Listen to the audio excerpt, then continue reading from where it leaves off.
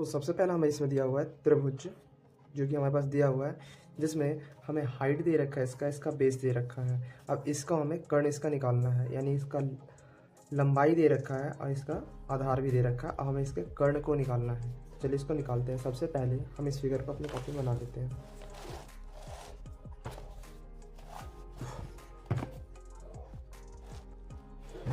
तो त्रिभुज कुछ इस प्रकार का है।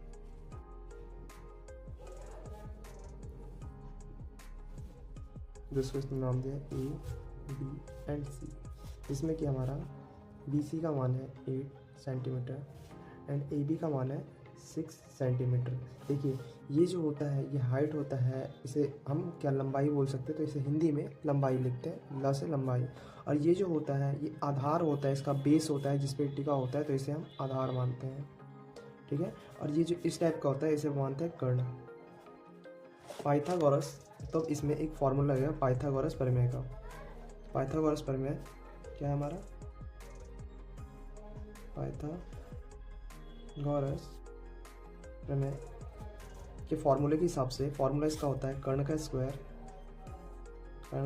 इक्वल टू लंब का स्क्वायर प्लस आधार का स्क्वायर। ठीक है। तो हमारे पास कर्ण का जब मान कुछ नहीं दिया हुआ है, अगर हमारे पास मान नहीं दिया होता तो उसे हम मान लेते हैं x। तो कर्ण की जगह मैंने रख दिया x और इसके ऊपर स्क्वायर है तो स्क्वायर लगा दिया। लंब का मान हमारे पास क्या दे रखा है 6 सेंटीमीटर, तो यहाँ 6 लिख दिया, स्क्वायर है स्क्वायर लगा दिया। प्लस आधार का मान दे रखा है 8, तो हमने 8 लिखा, उसके ऊपर लगा दिया स्क्वायर।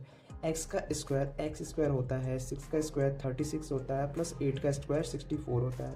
तो x स्क्वायर इसी तरीके से रहेगा, 64 और 36 हो जाएगा 100 एंड x जहाँ से 100 ऐसे ही रहेगा। जब स्क्वायर हटता है तो इस साइड में रूट चढ़ जाता है। x इज इक्वल टू, इसे हम 10 का स्क्वायर लिख सकते हैं, स्क्वायर से रूट कट जाता है और x का मान 10 आ जाता है। तो हमारे पास कर्ण का मान कितना आ गया 10। ये हो गया हमारे पास आंसर।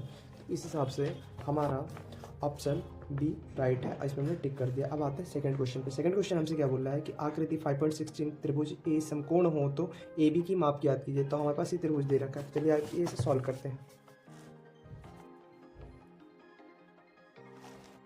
सेकंड क्वेश्चन हमारे पास दे रखा है कुछ इस प्रकार का त्रिभुज है, जिसमें से कर्ण का मान दे रखा है हमें 13 और आधार का मान दे रखा है 12। हमसे हाइट पूछ रहा है, लंबाई पूछ रहा है, जिसे हम ल से दिखाते हैं। और हमारे पास त्रिभुज दिया हुआ है ए बी सी, जिसमें से हमसे क्वेश्चन भी यही कर रहा है कि त्रिभुज ए बी का मान क्या होगा।